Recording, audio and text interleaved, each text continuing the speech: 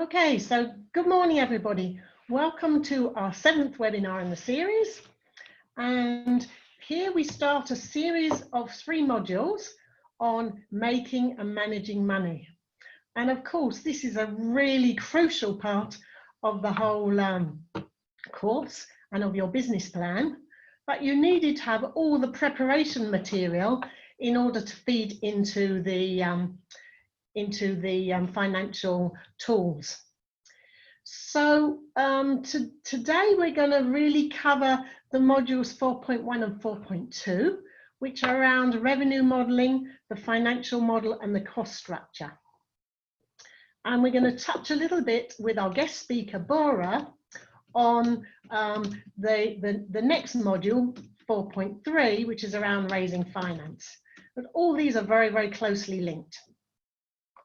So the structure today of the program is we're going to review a little bit the module, or the content of the module, and this time we will be showing the video because after that I'll be doing a demonstration of the financial template, taking the example of the Trident fish farm. And it's important that you've got the Trident fish farm case study fresh in your mind. So we will be showing the video. Then we've got a very, very pleased to have our guest speaker, Bora Kizil, and he will be talking a bit about raising finance for your business, and Bora has a lot of experience. So he's certainly going to be a very, very interesting guest speaker for you. Then, as usual, we have our testimony from one of the agripreneurs that followed the course that finished earlier this year. And this is Ibrahim from Somaliland. And we're going to close up with just some information on submitting your business plans at the end of the course, because we've had quite a few questions about this, and it's important that you've got all the information on that. And then, as usual, we'll have time for questions and answers. Just to remind you where we are in the webinar series. So we're now webinar number 7, making and managing money, revenue modeling, financial and cost structure. Next week, raising finance for your business. And then we come into the last part of the modules, putting it all together, the art of the pitch, and then writing your plan. So today, modules 4.1 and 4.2, making and managing money. You've got the following tools and resources available for download. So you've got the lesson summaries and activities. And though on the platform, these are, in separate modules, I really would encourage you to do them together, because when you fill in the financial templates in the Excel files, you will then flow through the whole process. So, as I say, you've got the revenue modeling and financial model and costs. As always, you've got audios of these to listen to if you're not able to watch the videos, if you've got an issue with bandwidth. And the most important part of these modules is the Excel document, the financial worksheets, which go for your revenue forecast, your costs, and your cash flow. So we're going to go through those step by step, so you understand where all the numbers come from, with the example of the Trident fish farm. So this will make it much easier for you to fill it in for your own business. Okay. So we're going to start with the video from this for this module. 4.1, Revenue Modeling. The next 2 lessons introduce you to some key concepts that will help you start thinking about how to forecast financials for your business. In this lesson, we'll start with forecasting sales, determining how much revenue you think you can bring into the business each month based on how much of each of your products you will sell and your price per product. This lesson refers to the revenue forecast tool to help you understand this topic better. If you're aiming to raise equity investment, your financial forecast will need to be much more sophisticated than this lesson can cover. we recommend that you check out the additional resources and also take a look at AMI's course on investment readiness or our Managing Money course, which has a whole unit on cash flow analysis. Please download the tool and use it as you go through this lesson. The more time you spend using financial templates like this, the more comfortable you will feel. The sales forecast. Forecasting your sales is tricky, and often entrepreneurs get this wrong by overestimating how much product they will be able to sell. Have a go, and remember to keep testing your assumptions as you go. First, you will need to think through how many units of your product you can sell each month. Trident Fish Farms have 2 products they will be taking to market.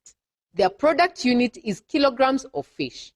The team wants to sell 50% of the fish whole and use the other 50% to create tilapia sausage, at least in the first year, to test market reactions to each product.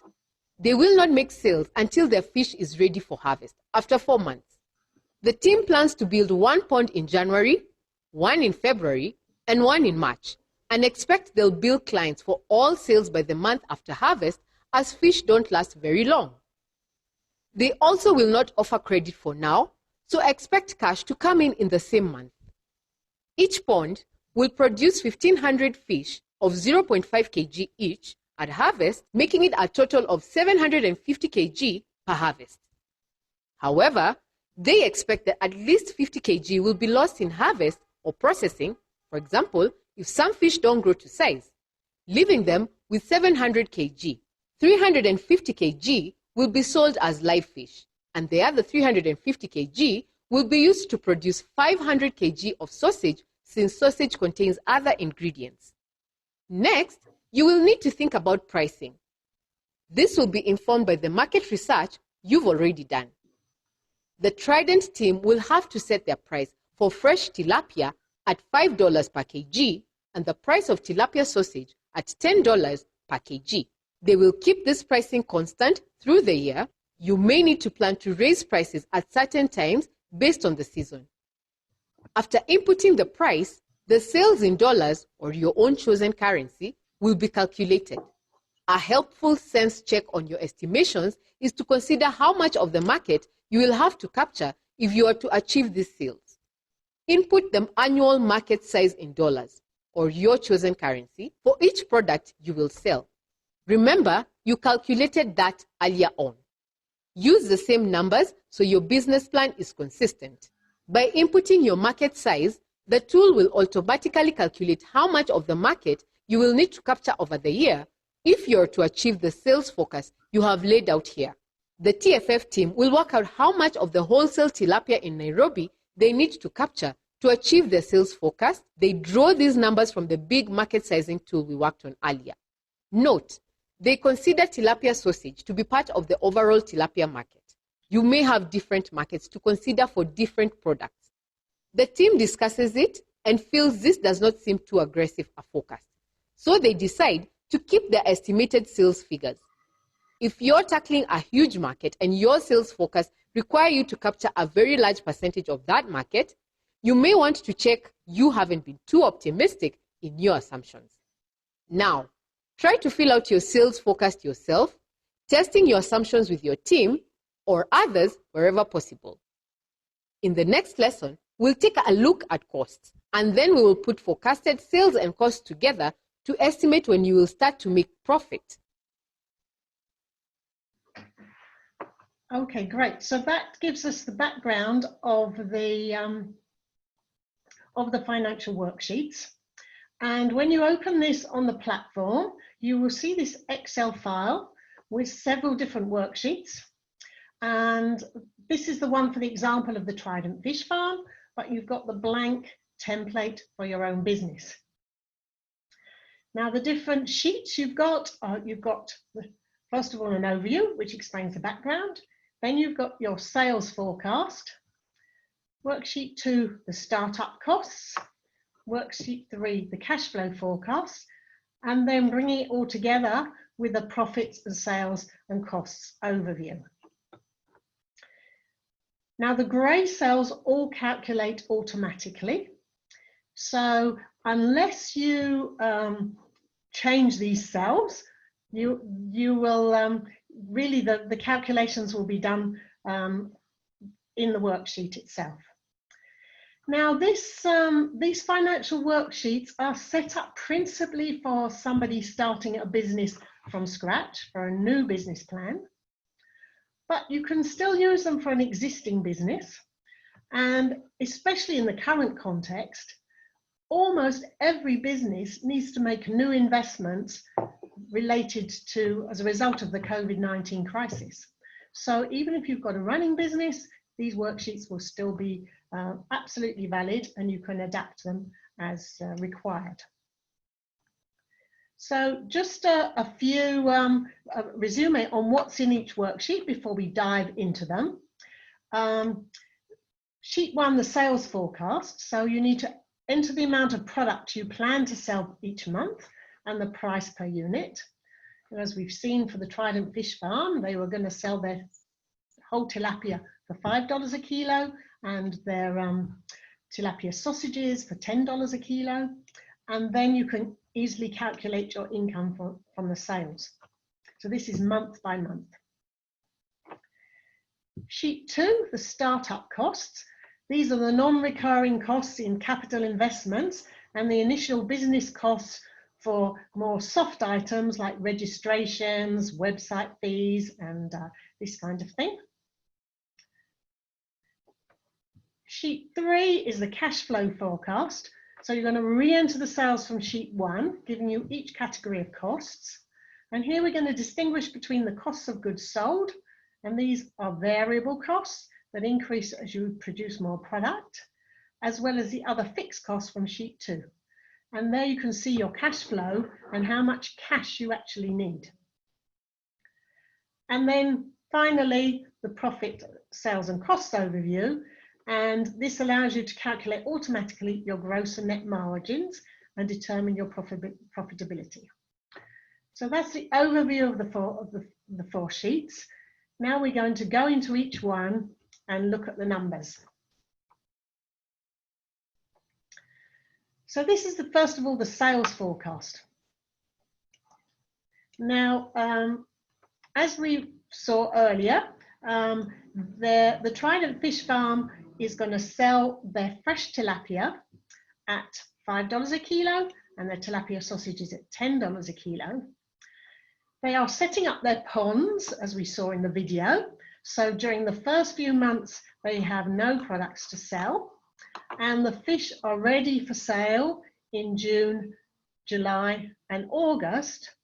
And then they set up new ponds, and it's going to be November, December, and going into the next year, January. They estimate they're going to sell 350 kilos of fresh tilapia and 500 kilos of tilapia sausage. And they're keeping this the same through all these months. You may want to increase the quantities or even the prices at points in the year, particularly around holidays, maybe possibly around Christmas or other public holidays. There might be an opportunity to sell higher prices or sell more fish. So very easily, as I said, the grey cells calculate automatically. Their total sales during this first year of their operation are $33,750. Now, at the bottom here, the market size and the percentage that they're intending to capture, this is like a reality check, because sometimes we see that we see business plans where they say in the first year they're going to capture 75% of the market, which is probably not realistic. So this really helps you to see, what are your targets and are they realistic targets? Well, the market size for tilapia in Nairobi, where the Trident Fish Farm is going to be starting their business, is $10.5 million. And they're intending to capture 0.32% by the end of the year through their sales, which is mostly going to be to wholesalers. So, I mean, this is completely reasonable as a target. And as you saw in the video, they discussed this as a team to make sure that this was indeed realistic. So that's the sales forecast. Obviously, you might have more products than 2, but then you just can add lines into the Excel spreadsheet and for your different product areas. Then we come into the startup costs. So on the left-hand side here, you have what we call the soft costs. So registrations for the business name, the domain name for the website. You might need electricity and water. Certainly the Trident fish farm, they had to pay in the beginning $150 for the initial electricity connection, $50 for the phone connection. So their total startup costs were $321. Then on the right-hand side, you've got like the hard costs. So these are things like plant and equipment, the phone, the timber to build the ponds, the nail for the ponds, the linings, the wire mesh, and the pond construction itself. They needed a fish, a greenhouse, pumps, solar panels, and cooking tops and furniture. So their total equipment and capital costs were $4,334. And it's very important to keep these 2 types of costs separate. The reason for this is the equipment and capital costs are items that can be generally considered as collaterals when you're asking for investment money. And a bank or another type of investor will want to know how much you have in hard costs that would have a certain value in the worst case if your business failed. So that's why we really recommend you to keep your startup costs like registrations separate from the equipment and the capital costs. And this is not always done. Stephen and I have just been reviewing the 12 finalists of the Go Getters competition, and actually almost none of them separated their costs in this way. And we very strongly recommend you to do this. So that's your startup costs. Now we come into the cash flow forecast, and the sheet looks a bit complicated, but when we go through it, it's really not that bad. You've got the cash on hand at the beginning of the month. So the Trident Fish Farm had managed to raise $1,500 from friends and family and their own savings. So this is this first column here. As we saw, they had equipment and capital costs, $4,334, and their other startup costs of registrations, etc., $321, which give a total of cash paid out of $4,655. So simply deducting this from their cash on hand, they will be negative before starting to the level of $3,155. And as we go along, you'll see this number will increase, so that after the maximum cash that they actually need is in May, just before they start selling fish. And in May, they need $7,672. And they need to really work out where they're going to have the money for this cash. This is like the working capital. Because so many businesses fail, even though they know they've got sales coming along, but they're missing cash at a very important moment. In this case, 1 month before they start selling, they're going to need almost $8,000. And then we see as we move along, in July, they're already cash positive 1,881. So, then after that is plain sailing. But this cash shortfall for the Trident Fish Farm in May can be very critical and really needs to be planned from the start. And this is one of the reasons why these financial templates are so important to avoid surprises.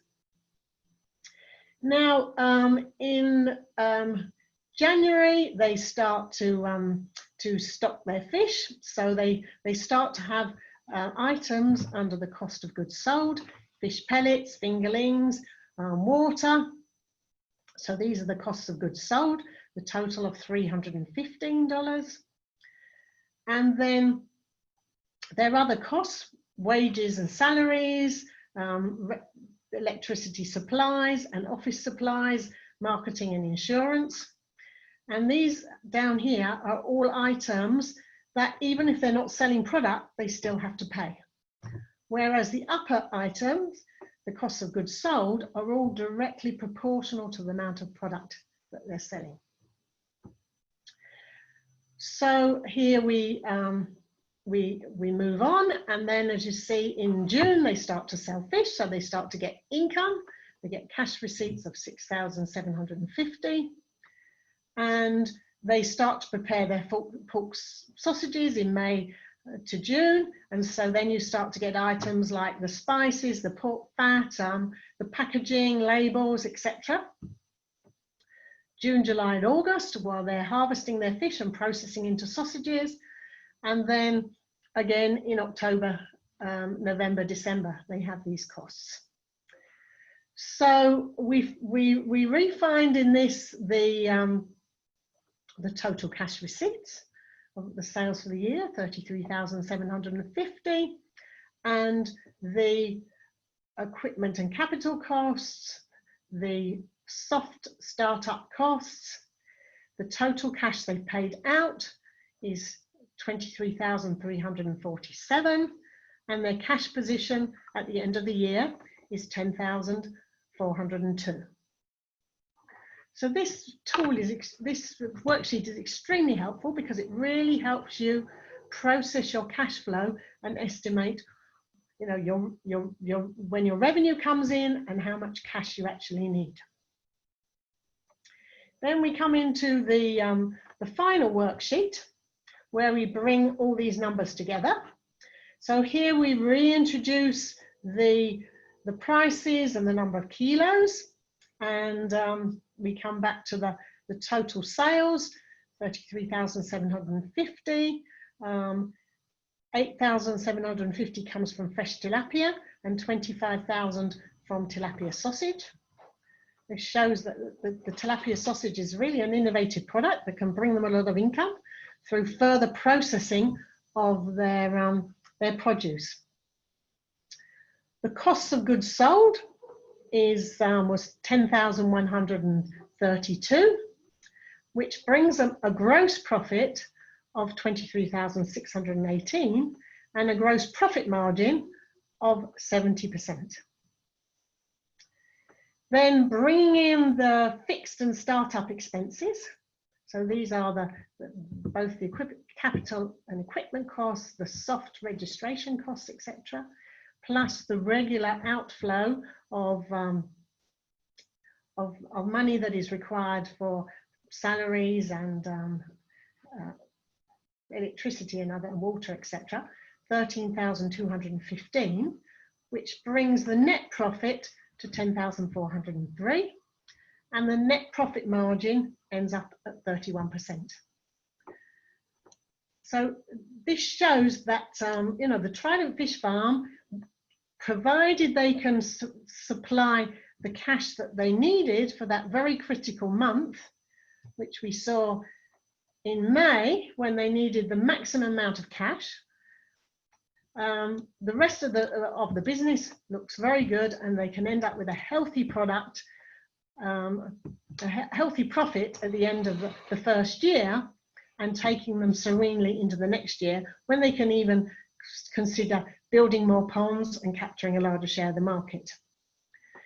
So when you're going to investors, you need to supply the numbers for the equipment and capital costs, the soft startup costs like registrations, but also working capital that allows you to get past the critical month here before sales really start to come in. And I've put just a reminder of the base formulas. As I said, the Excel tool calculates them automatically. So as long as you don't change the formulas, there's really no problem. The gross profit is the sales minus the cost of goods sold. The gross profit is profit divided by sales as a percentage. The net profit is your sales minus your cost of goods sold minus the fixed and startup costs. And the net profit as a percent is the net profit divided by sales. So in this case, the net profit as a percent for the Trident Fish Farm was 31%. So if you work just systematically through those worksheets, you will end up with, it's a simple one, but it's an extremely useful set of financial templates that will allow you to understand the cash that you actually need and how you're going to use it and where your final profit for the year. I mean, you might not necessarily make a profit within year one. It depends on your startup costs. If it's a very capital intensive business, it's impossible to start to make a profit straight away. But then you can move on, you can just copy the template and continue this for year 2 and year 3, so that you can see at what point you break even and the amount of cash you need in the meantime.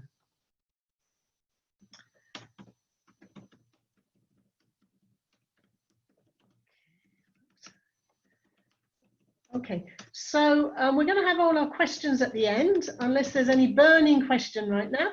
Okay, so I'm going to hand over now to no, sorry, we're going to watch the video of Ibrahim from Somaliland, and he also explains the importance of these financial templates.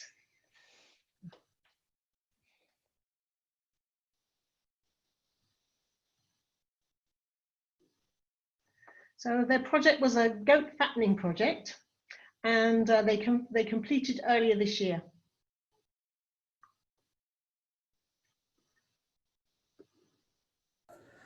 I'm Ibrahim Hassan Isaac from South Central Somalia. I'm studying ISTVS located in Sheikh, Somaliland. Here I wanted to thankful to Agripreneurship Alliance, which helped us a very important course called Business Plan. That means how to write your business idea and create a new business, and also manage your financial plan in your business. This course provides you an estimate of your startup cost and how much will you need to invest or finance.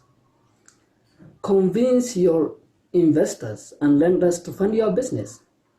And also it provides a revenue estimate by dividing your market, who will be your customer, and the percentage of the market you can expect to reach.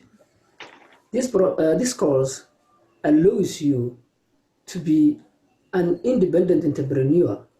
And even in this course, we have clearly mentioned and discussed very important tips that you have to understand during planning a business, like strategic focus.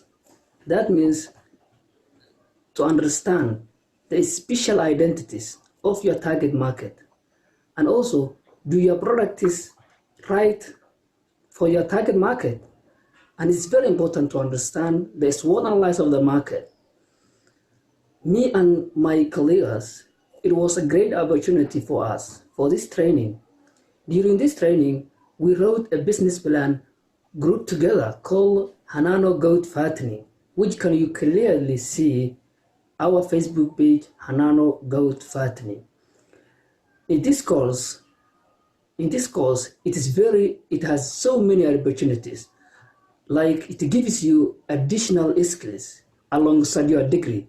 You can be a clear agripreneur or entrepreneur in every position you are. Finally, The Agripreneurship Alliance also granted us a financial resource to start our business practically and to check our business plan. And also I wanted to thank my dear teachers who trained us during that course. Finally, million times I wanted to thank Agripreneurship Alliance. Thank you. Okay, so that was the testimony from Ibrahim. As you can well appreciate, starting up a business in Somaliland is not simple. Last week we had the testimony from, well, 2 weeks ago we had the testing from Amina, who set up a tomato business and showed how that developed.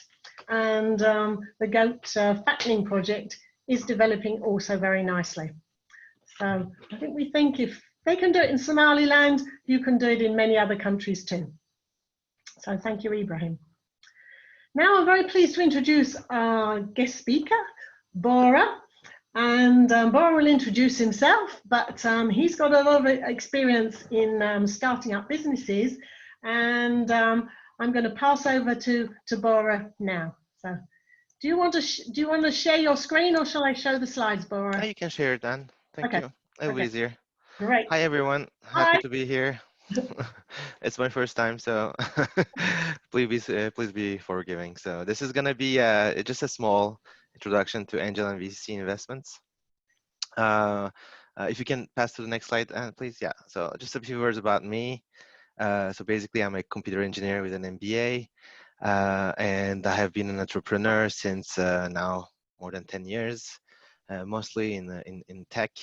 I have been a country manager for one of the biggest VC funds in Europe, which is Rocket Internet. I have co-founded Angel Labs, which is a angel investor accelerator, where we taught angels how to invest in startups. And last, I am also the co-founder of Ezeco, which is an AI startup based in France. And I am the proud member of the executive committee of the Agripreneurship Alliance. And besides all this, I am also a big exponics enthusiast. Exponics as in aeroponics, hydroponics, aquaponics, vermiponics, all the art of growing plants and foods in water and not in soil. That's a big passion of mine. And that's one of the reasons why I joined the Agripreneurship Alliance. So that's enough about me. Just let's pass on the next slide, and yeah, and let's talk about investments. So what is angel investment and VC investments, venture capital investments? So basically, these are the type of investments that will bring money in your business in exchange of a part of your share of your company. So you will give equity in your company in exchange of money. That means that actually when you bring in these type of investments, you bring in a new shareholder, a new associate in your business that will have a word to say. And in this category of investments, we divided into the angel investors, who are often private people, and the venture capitalists, who are often a group of people that will raise money to invest in companies and in businesses. That's the main difference. There are other differences, as for example, the venture capitalists, that they will make money by taking a fee. They will base their success mostly on collecting a return on investment. They will try to do a 10 or 20 times return on their investment, which means that if they invest today some money in your company at a valuation of 1 million, they will expect to sell it in 5 years for 20 million. Whereas the angels are more persons that have succeeded in life, they often have some money, they are majorly often entrepreneurs that have been entrepreneurs, and they often invest for passion. They often invest to help, to give away. They're often less in the search for a return, but they still make money on reselling their shares at the end. So this is the type of investments which we call angel and VC investments. Yeah, and just the next slide, please. So why would you raise capital? So as we have seen in the presentation by Anne, when you start your business, often you will have a lot of costs, and often the sales will be late to come in. That means that actually you will have to budget for a certain amount of time where you won't have any revenue. And depending on your business, that can be low, that can be expensive, and to be able to launch your business, you will need that capital. That's the main reason why we are looking for raising capital. The second reason is if you've already launched your business and you need to grow, you will need to make new investments. These new investments require capital. That will be the second reason to raise capital. And a last one that I can think of is to get some help. Actually, the investors that will invest money in your business will be associates with you. That means that actually they will be likely involved in your business to make it grow, because they will they have a stake in it, and they will often give mentorship. They will often share their knowledge. They will often try to make you avoid the mistakes they have done in the past. Just the next slide. Thank you, Anne. So besides the VC and angel investments, there are other options, of course, to raise money and to be able to start your business. Mostly grants. Grants can be any type of grants. Can be some type of competition where you come in with your business model, with your ideas, your dream, and often there are prizes, money prizes, that can help you start your business. Another option can be loans, loans through banks, but also other institutions. Some countries offer generally, they often have a business,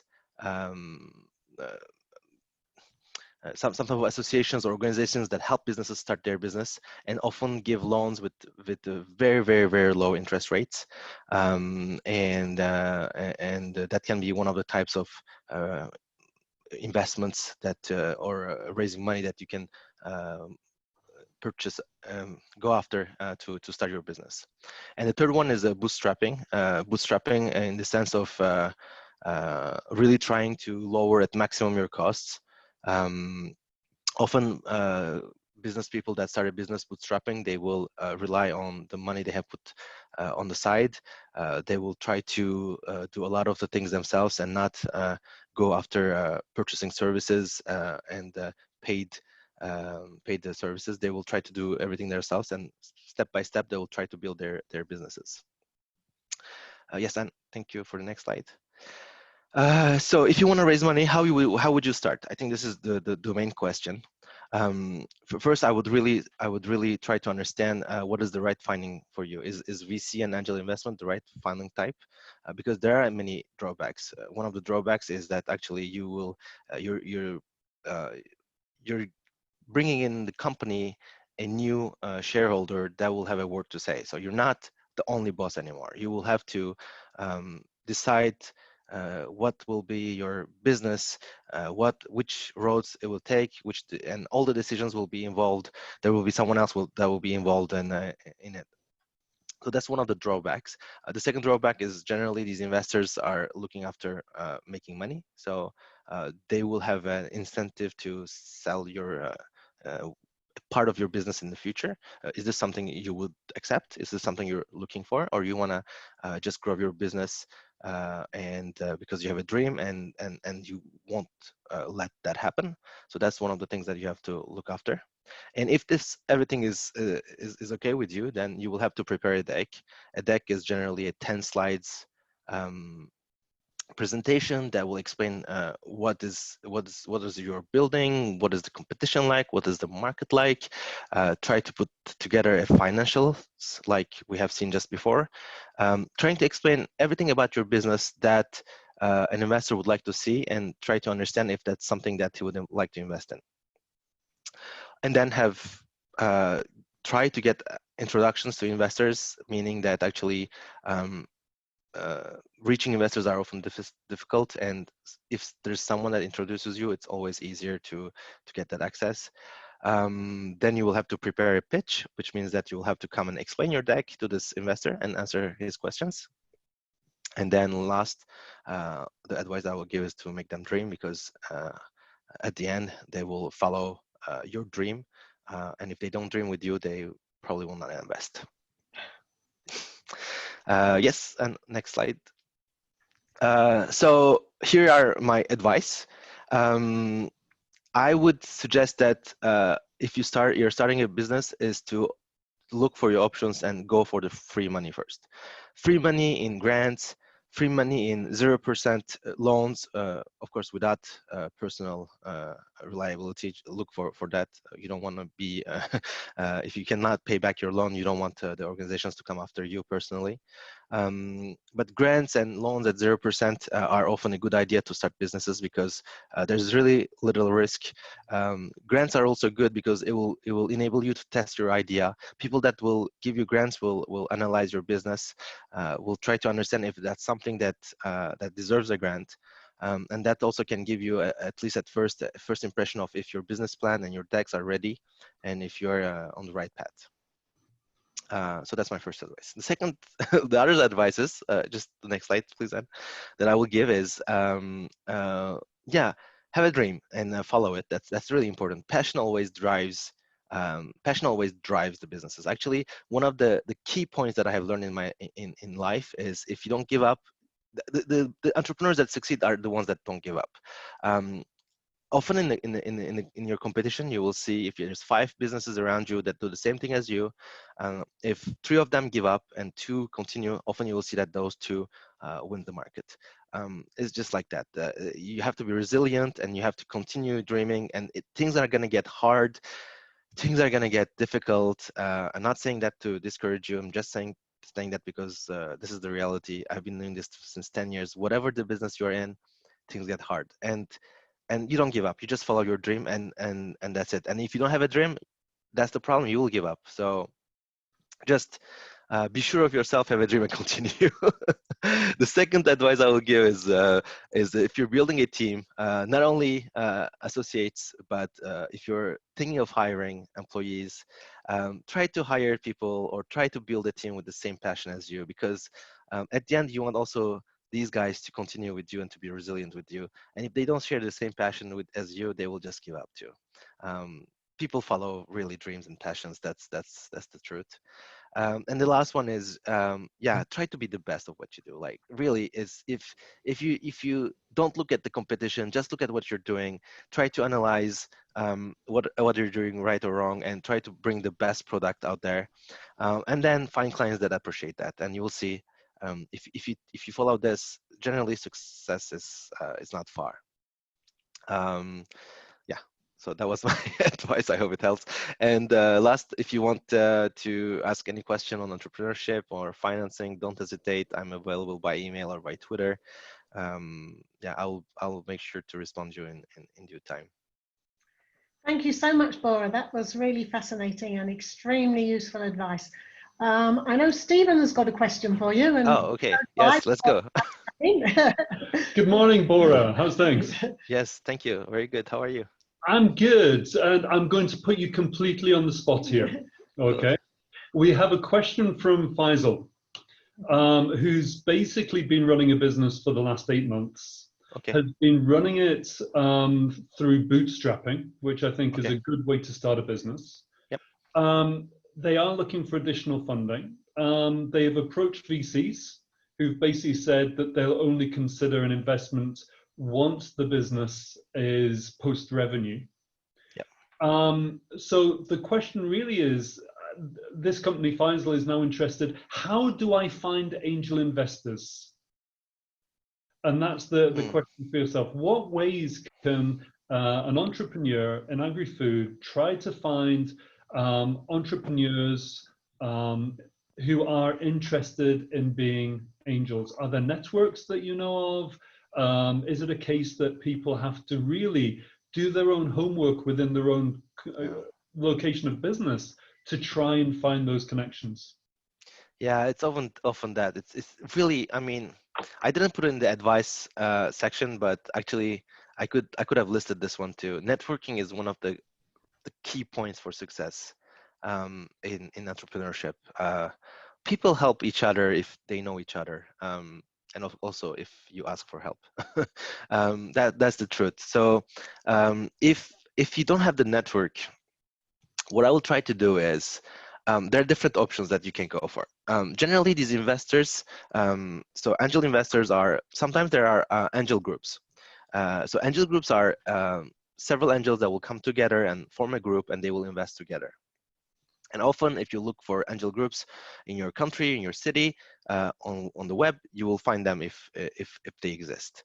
That can be a good way because they will accept your deck through their site, and that can be a good way. The second one I would do is try to go to accelerators.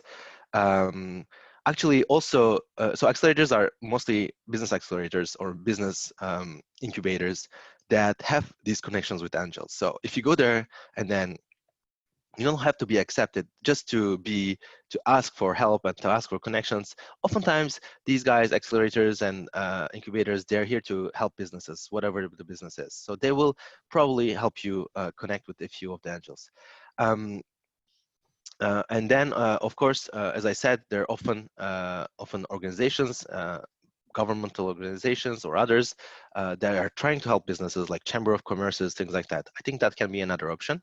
And last, what I would do is often I will use social network tools like LinkedIn to find out the business owners around me that have succeeded or have at least a business with some millions of revenue, some, I don't know, hundreds of people in it that have the understanding of a business, that have the understanding of how to succeed, and they know they have been through all this.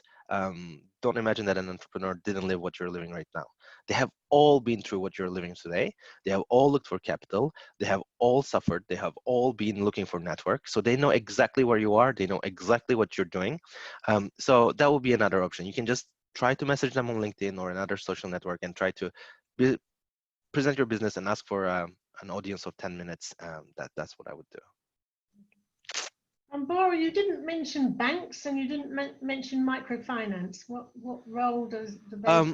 So I put all that in loans actually, because everything that you have to pay back with interest, that can be microfinance, banks, but also loans with low interest from governmental organizations.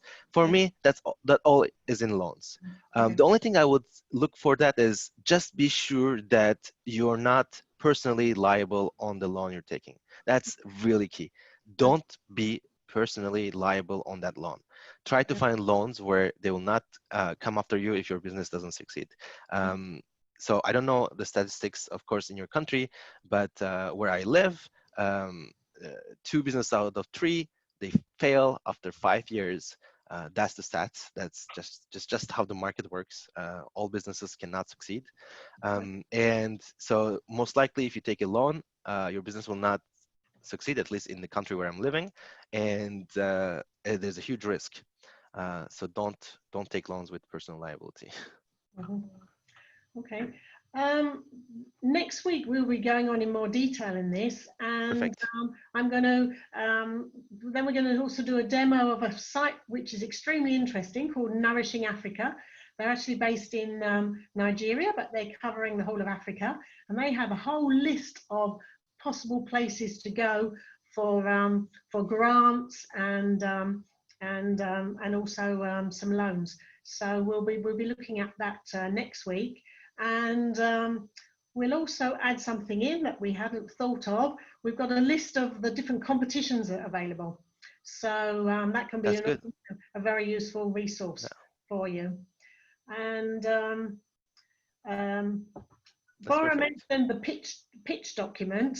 You know, as you've seen, this is an important part of the course, and this we will be doing in 2 weeks' time, how to pitch and preparing your pitch deck. And we'll be also having as a guest speaker the Marula Consulting Company, who ended up in the finals of the Hood Prize in New York. The last 6 amongst thousands of applicants, for $1 million prize, and they're going to share some of their experience on pitching. So we're going to have a very exciting session in 2 weeks. Now we have a couple of other questions here. An anonymous attendee is asking, is opening balance just an imaginary cash or real cash in your account? I'm asking for the sake of those just at an idea stage and they have zero balance in their account and the only money they can have is that of investors. In this case, if you have no cash for your startup, what figures can you indicate as an opening balance? Is it allowed to indicate zero balance? Or is the opening balance is the assumed money you want investors to pump into your business? No, if you have no money, you put zero in that square, and then your cash flow analysis allows you to estimate how much cash you're going to need in terms of your working capital, that negative of almost $8,000 that we saw the Trident Fish Farm needed, plus your startup costs, which were 4,600. So actually the Trident Fish Farm needed to access somewhere around $12,000 to be able to sail through the first year and until they were into profitability. But you can perfectly well start off with zero startup. And Faisal is asking when is the right time to start using the template? Well, right now. It's before you start your business. Yeah, really very early on, because you can refine it further on as you get to more information, as you gather further information about your markets and your business, but really started as early as possible. I think, Bora, you would agree with this. Yep, immediately. What else do we have as a question, Stephen? Okay, so Bora, somebody is saying that there are very nice slides from Bora. We are enrolled in a grant competition. However, they require proof of business existence for the past year, and we've only been in operation for 4 months. How do we go about it? Do we cook numbers or just stick to telling as it is? No, you just reapply next year. Often the grants are renewed every year, so they will have the same event next year. Just reapply next year. Find grants that will fit your company now. Often, if you cook the numbers, it will just bite you back. Yeah, I mean, you can apply already now, even if you haven't got, you don't fulfill all the requirements, and you'll get some feedback anyway. Yeah. So, I see one question, Stephen, that I didn't actually make me tick is the crowdfunding. I didn't put it in my deck. Yeah, exactly. I was going to bring that up from Moses. Yeah. It's true. I didn't put it in my deck, but it's a very good idea. It's basically crowdfunding. Basically, is often it's selling your products before they're available, and actually, it's a very good way of financing your business. We can actually even include that in almost in bootstrapping because basically you're not raising exterior finance, but you're raising finance for in exchange of generally a product that you will give back to your customers afterwards. Yeah, I think that. And there's a very good organization that can help you with crowdfunding called Global Giving, and they have an extremely useful training program. So if you register on their site, they help you also construct your pitch to the crowdfunding. You introduce your information, and then it's formatted automatically. They review that and come back if they don't think it's if they think things can be improved, and then you can launch on their site. They do take a small percentage, but it's really the help and the support, the advice you get is extremely valuable. So we will make sure that information is also in the deck for next week, so you've got all that information. So my advice on that is I have 2 advices for a successful crowdfunding operation. The first one is really put the focus and the emphasis is on your differentiation, meaning if how your product is different in the market and why it will appeal to the customer. If you're growing organically, if you're growing a product that's not available anywhere, just put the emphasis on that. That's really important to really say why you're different and why your product is better. And the second one is generally the crowdfunding platforms have an algorithm, meaning that they will put you on the top of other crowdfunding projects if you have a traction early on. So if you have already clients that are ready to buy from you, I would suggest to when you launch your crowdfunding operation to reach out to them and make them invest, or not invest, but put money in the crowdsourcing operation very fast in the first hours or so, because then that will tell the algorithm that your crowdfunding project is something that the people are looking for, and then it will automatically appear on the top of the list. This is something that you might want to think of. Yeah, and unfortunately with crowdfunding, mostly it doesn't just fall from the sky. You need to be actively informing people about your project, anybody in your network, and asking them to donate even small amounts to your project. There's maybe a few exceptions like that. Some of the very big crowdfunding sites like Kiva, people really go in and look for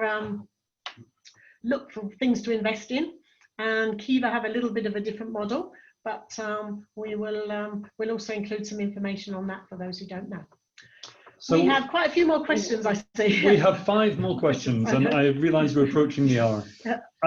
So if I'm going to throw these questions open, and if either Anne or Bora would like to try and answer them. So Francis has said, what approach would you use to re-energize a financially strapped company? How do you attract angels and investors to join the business dream and not the numbers which lead to first fail or attempt? Is there hope in revival or a clean and new restart? Oh, that's good. That's a good question. No, I mean, all VCs and angels don't look at the numbers. Like it's not true. They want the return, of course, but they don't always look at the numbers. If your project makes sense, that means if you understand well your market, if you can make the VC understand that you understand well your market, and then you have a right vision of the future, and that's why you're doing what you're doing, and that's why you're going to be successful, they will follow your dream too. But that takes a lot of research and understanding of where the market goes and how it evolves. Don't forget, the angels and VCs are often people that have succeeded in business, they have some sort of success, they have been through what you've been, so they know if you know. So so that's one of the ways that you can make them follow your dream, to show them that actually you understand really well the space where you're in. Yeah, that's really important, Bora. Another question here, and I think we've already answered this in part, is I opened an internet cafe last 4 months ago, and we've talked about free money, the idea that people are willing to give interest-free loans, for example. Where can I get one of these investors? And I think, again, it's that same point, if you agree with me, Bora, that it's important to look at what's available within your own locality. The markets in which you operate is really the first place to start looking for financial opportunities. Yes, absolutely. We've also got something about, if I don't have cash, Anne, if I can send this your way, I don't have cash at hand at the moment. How can I fill the section in on the financial template that says cash in hand, but as you get money, you buy items for the business? How can you do it? So it's really a question about the process of completing that Excel form again. Yes. Just go back to that one. Whoops. Sorry. So you can, as we mentioned earlier, you can have cash on hand at the beginning of the year, pre-start of a 0, and then you have your cash that comes in from your sales, which is in this line here, and that's their 33,750. But you can have loan or other cash injection. So you just fill in those squares. If you've suddenly got money coming in from crowdfunding or any other source, you can just complete it in there, and then it will calculate it all out in terms of your cash shortfall, and then include it in the final numbers. So these sheets are very easy to adapt. Of course, these The items in all of them are only examples. You need to think carefully about your business, but we've tried to have some of the main points for as triggers to not forget anything. But as long as you don't change the formula, it will calculate it all out. And Anne, a second question about the Excel template as well. Yeah. Samuel would like to know that they already have some costs covered. So he has land that's already owned by the company. Yeah. How is that included on this Excel sheet? Well, the land that you already have, you wouldn't include it in this sheet because it's not a cash that you need to pay out. But this is crucial to have in your pitch document. That is the place you'll put that, because I mean that is a really excellent collateral. You know, if you're looking for a loan or for the angel investors or the VCs, I mean that if you've got land, that's a fantastic collateral that will certainly stimulate people to take up and invest in you. Absolutely. And two final questions which are linked together, and I think these are fundamental questions about business planning. What is the business model and what are distribution channels? And I know we've already talked about these in previous webinars. Yeah. Well, the business model and your business plan is really your whole plan to get started in your business. It's really the whole course that we're doing. So, you know, for this is an anonymous attendee, I think. I really encourage you to go back to the beginning and go through the previous modules. You can listen to the recordings. I've now made a complete list of all the recordings, the links to recordings and all the links to the presentations.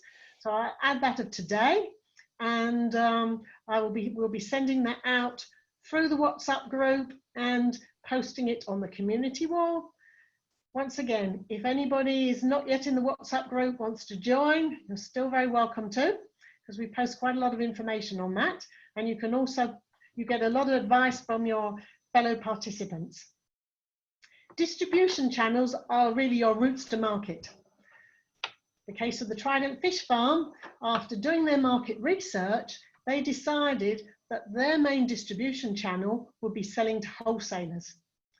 But you know, depending on the business, this can be completely different. You can be directly selling to end customers through actually a physical store, a market stand, through e-commerce. You know, it's all the ways that you get your product to the final customer that pays you the money for your product. We have two just final points coming up on the chat stream. Okay. Stephanie is asking about the pitching workshop and if there's going to be a video option for the pitch homework. And what I would say is the pitch webinar will be on Wednesday, 2nd of September. And you'll find all the details that you need about pitching, hopefully at that, as we have some fantastic speakers joining us, as Anne has already said. And Bruno has come up with a comment about that there are some experts that do preach that one can start a farm or agribusiness without money. All they need is passion. Bruno calls these people motivational speakers because of what he has gone through. He believes that farming requires huge upfront capital expenditure unless you are leasing. What is your take on this? Any thoughts about how to start a money, and can you start a agribusiness with huge amounts of, with very little funding, or do you need to have a huge amount of funding on stream at the beginning of the launch of the business in terms of capital expenditure? Well, Yeah. I can say most of the students that have followed our course up until now have started a business with $1,000. You know, most of them are running very successfully today. So, but it depends on the type of business you're going into. You know, The scale. The scale. If you need a lot of processing equipment, if you need huge quantities of land, then of course, unless you've got it from the family, it's very difficult to start with no money at all. But you can start with very little. So maybe you'd like to add something, Bora. No, I agree. I mean, he's not wrong. Most agribusinesses require a lot of capex, but for me, it really depends on the scale and what you're trying to achieve. If you want to really go big scale at first, of course you need capex. You won't be able to go around it. At least you need to get the land or the machines, or but if you start on small scale, there's always ways around to bootstrap and to prove that your business actually is viable, and which will help to raise more capital in the next stages and grow your business. Ibrahim, we saw today, started with $1,000. I mean, all they needed was to buy the young goats and to construct fencing and some money for feed in the initial stages. And Amina with her tomato farm was similar. Most of the testimonies you've seen, they started with this amount. We have other groups that are growing mushrooms, raising rabbits, bees for honey, all these things that don't need huge quantities of land, and you can start with very little. Starting with zero is maybe tricky, but you don't need so much. Okay. That's all the questions. I think we need to just cover quickly the